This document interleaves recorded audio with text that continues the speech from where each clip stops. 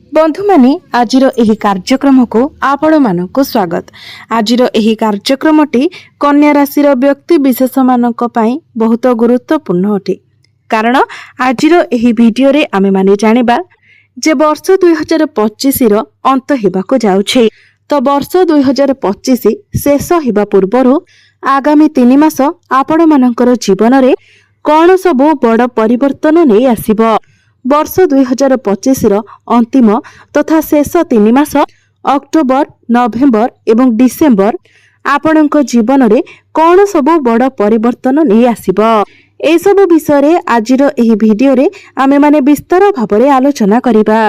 कारण एही 3 मास रे बहुत बड़ बड़ ग्रह मानकर राशि परिवर्तन हेबाको जाउछि। न्यायर देवता कर्म फलदाता शनिदेव बक्री चलनरु मार्गी अवस्था को आसीबे, जहाँ आपणक जीवन रे बहुत बड़ प्रभाव पकाइबाको जाउछि।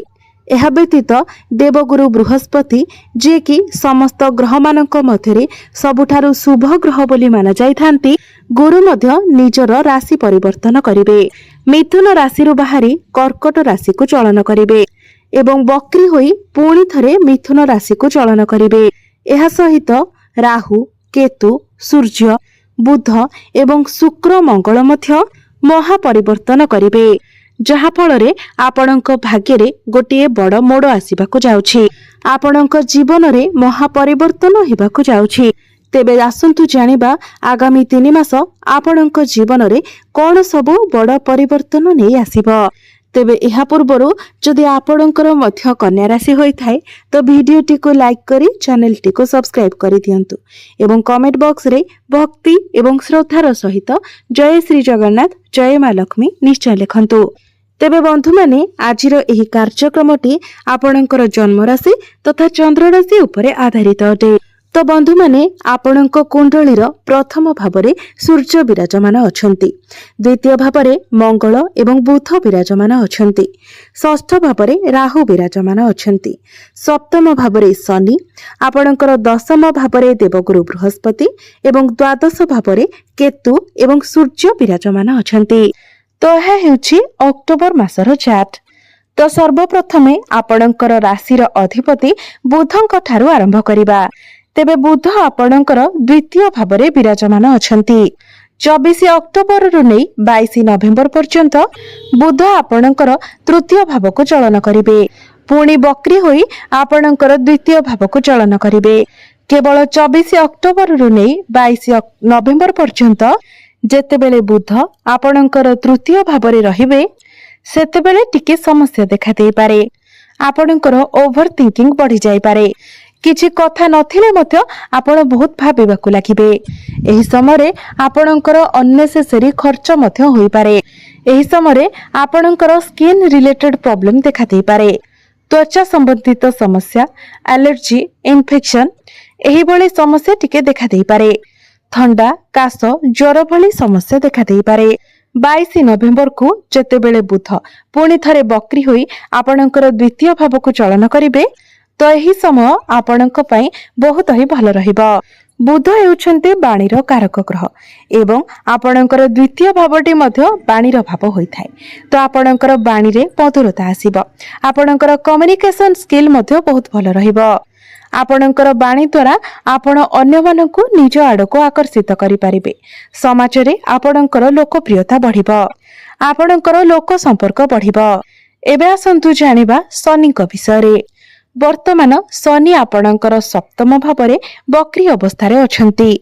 28 नवेम्बर पर्यंत शनि आपणकर सप्तम भावरे बक्री अवस्थारे रहिबे, जहा फल रे आपणक मध्यरे टिके कन्फ्यूजन आसीबो। आपणकर वैवाहिक जीवन रे मध्य समस्या देखा देबो, कारण सप्तम भावटी होइथाय वैवाहिक जीवनर भाव, आपणक जीवन साथीर भाव। तो ही समय मध्यरे आपणक जीवन साथीक स्वास्थ्य रे मध्य किछिटा समस्या देखा देई पारे।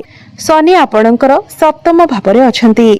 आपण जदि एपरे किछि कार्य करूछंती जेउथिरे डेली इनकम रहिछि, आपण जदि व्यापार वाणिज्य करूछंती, तो आपणको टिके अधिक परिश्रम करिबाको पड़ी पारे। तेबे जाई आपणको सफलता प्राप्ति हेबो। आपण जदि लॉन्ग ट्रैवल करूछंती, तो आपण निजर खाद्यपेय उपरे टिके नियंत्रण रक्षा करंतु। आपण किछि नुआ बिजनेस मध्य स्टार्ट करि पारंती। बिजनेस को नहीं नुआ नुआ आइडिया मध्य आपणकर मन को आसी पारे, जहार शुभ फल आपण को 28 नवेम्बर पर मिलिबो। आपण किछि एक्स्ट्रा इनकम करबा को मध्य भाबी पारंती। जेतेबेले 28 नवेम्बर पर शनि आपणकर सप्तम भावरे मार्गी होई जिवे, सेतेबेले आपणकर व्यापार वाणिज्य बहुत भलरे चलिबाको लागिबो। आपणकर वैवाहिक जीवन रे जहा भी समस्या लागि रहिथिबो से सब मध्य दूर होई जिवो। एवं जो मानकर विवाह होई नाही सेमानकर गृह को विवाह प्रस्ताव मान मध्य आसी पारे, विवाह फाइनल मध्य होई पारे। एबे आसंतु जानिबा शुक्रଙ୍କ विषय रे। शुक्र 9 अक्टोबर रु नै 2 नवेम्बर पर्यंत आपणकर प्रथम भावरे रहिबे, आपणकर लग्न रे रहिबे। एहा आपणकर इच्छा शक्ति को बढ़ाई देबो। एही समय आपण किछि बड़ करबा को चेष्टा करि पारंती। आपणक मध्य रे टिके आलस्यपण देखा देई पारे। जो माने दीर्घ दिन धरी कोनोसी जानवाहन क्रय करबा को चाहुथिले सेमाने एही समय रे जानवाहन मध्य क्रय करि पारंती। भूमि, प्रॉपर्टी, जमी किंबा नूतन गृह इत्यादि निर्माण करि पारंती। 19 अक्टोबर को देवगुरु बृहस्पतिंकर महापरिवर्तन हेबो एवं बृहस्पति उच्चस्थ मध्य होई जिवे। 19 अक्टोबर रु नै डिसेंबर मास पर्यंत आपण को नूतन चाकरी मिलिबार बहुत अधिक संभावना रहुछि एवं जो माने भी चाकरी करिसेंती सेमानकर प्रमोशन हेबार मध्य बहुत अधिक संभावना रहुछि। आपण को कोनोसी एमएमसी कंपनी रु जॉब ऑफर मध्य आसी पारे। देवगुरु बृहस्पति 19 अक्टोबर रु नै 3 डिसेंबर पर्यंत आपणकर एकादश भाव को चलन करिवे। तो आपणकर जहा भी किछि मनस्कामना थिला ताहा खूब शीघ्र पूर्ण हेबाको जाउछि। 19 अक्टोबर परे आपणकर प्रमोशन को नै आपणकर ग्रोथ को नै बहुत भलो समय रहिछि। आपण आपणकर कैरियर रे व्यापार वाणिज्य रे बहुत अधिक उन्नति करिवे। केउठारे ना केउठारे आपणको खुशी प्राप्ति होई पारे। आपणको कोनोसी बड़ खुशी खबर प्राप्ति होई पारे। 2 अक्टोबर रु नै 26 नवेम्बर पर्यंत शुक्र आपणकर द्वितीय भावरे रहिबे। यह आपणकर कम्युनिकेशन स्किल को बहुत भलो बनाइबो। आपणकर बाणी रे मधुरता आसीबो। लोक माने आपणकर बाणी द्वारा आपणको आडको आकर्षित हेबे। प्रेम जीवन रे मध्य आपणको सफलता मिलिबो। जदि पूर्वरु आपणकर प्रेम जीवन रे किछि समस्या थिला, जदि आपणक मध्य कथावार्ता बंद होई जायतिला किंबा ब्रेकअप होई जायतिला तो पुणी थरे आपणक मध्य पैचअप होई पारे। जो माने सिंगल अछंती सेमानंको नूतन पार्टनर मध्य मिली पारंती। भ्रमण सुख मध्य आपणको प्राप्ति हेबो। शिक्षा क्षेत्र विषय रे जदि आलोचना करिबा तो जेतेबेले देवगुरु बृहस्पति 19 अक्टोबर को आपणकर एकादश भाव को लाभर भाव को चलन करिवे, एहा परे आपणकर शिक्षा क्षेत्र बहुत ही अधिक भल रहिबो। 19 अक्टोबर परे जदि आपणकर किछि एग्जाम अछि, कॉम्पिटिटिव एग्जाम अछि, प्रतियोगिता मूलक परीक्षा अछि, तेबे सेथिरे आपण निश्चित भाବରେ उत्तीर्ण हेबे। आपण किछि उच्च शिक्षा करिबा पई बाहर को जाई पारंती। कोनोसी नूतन स्थान रे आपण एडमिशन नै पारंती। 19 अक्टोबर परे आपण आपणकर पाठ पढारे किछि ना किछि बड़ परिवर्तन करि पारंती। आपणकर मन पाठ पढारे लागिबो। आपणक मध्य रे ज्ञान एवं बुद्धि बढ़िबो। 16 नवेम्बर रु नै कि 16 डिसेंबर पर्यंत सूर्य आपणकर तृतीय भावरे रहिबे। तो जदि आपण राजनीति क्षेत्र रे अछंती एही समय आपणक पई बहुत भलो रहिबो।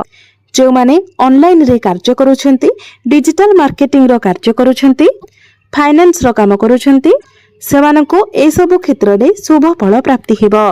किंबा जदि आपण गवर्नमेंट रिलेटेड किछि काम करूछंती, गवर्नमेंट जॉब करूछंती तो आपणको शुभ फल प्राप्ति हेबो। राहु आपणकर षष्ठ भावरे गोचर करूछंती, केतु आपणकर द्वादश भावरे गोचर करूछंती। तो ही समय आपणकर मन धार्मिक कार्य आड़को अग्रगति करिबो। आपण स्पिरिचुअल अनुभव करिवे। आपणकर मन धर्म आड़को अग्रसर हेबो। आपण कोनोसी धार्मिक स्थान को मध्य यात्रा करि पारंती। आपणको गृह रे कोनोसी शुभ मांगलिक कार्यर आयोजन मध्य होई पारे। राहु आपणकर षष्ठ भावरे अछंती।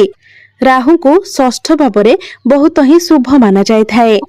जदि आपण ऋण करजर मायाजाल फसी रहिछन्ति, करज आनिछन्ति किंतु ऋण करज को सुझिबारे आपण सक्षम होई पारुनाहांति, तो आपण ऋण करज को सुझिबारे सक्षम हेबे। जदि कौनसी व्यक्ति आपणकर क्षति करबाकू चाहुछन्ति किंबा आपणकर केही शत्रु अछन्ति, तो सेमानकर विनाश हेबो। आपण आपणकर शत्रु मानक उपरे विजय प्राप्ति करिवे। किंबा कोर्ट कचेरी रे जदि आपणकर किछि मामला चालू अछि, तेबे सेही मामला आपणकर सपक्ष रे जीव। एबे आसंतु जानिबा किछि उपाय विषय जो उपाय गुड़िक करबा द्वारा आपणको अधिक मात्रा रे शुभ फल प्राप्ति हेबो एवं जहाँ सबु अशुभत्व रहुछि से गुड़िक खंडन होई जीवो। तेबे सर्वप्रथमे आपण बुधंकर बीज मंत्र प्रत्येक दिन 108 थर जप करंतु। प्रत्येक बुधवार दिन आपण गोमाता को सबुज चारा खाइबाकू दियंतु। प्रत्येक दिन आपण प्रभु गणेशंकर आराधना करंतु। प्रत्येक दिन आपण हनुमान चालीसार मध्य पाठ करंतु एवं प्रत्येक दिन आपण उदित सूर्य को तंबा पात्र रे जलार्घ्य अर्पण करंतु। निश्चित भाबरे आपणको अधिक मात्रा रे शुभ फल प्राप्ति हेबो। तो बंधु माने आपणकर जीवन मंगलमय हेउ, एहा ही ईश्वरंक निकटरे मोर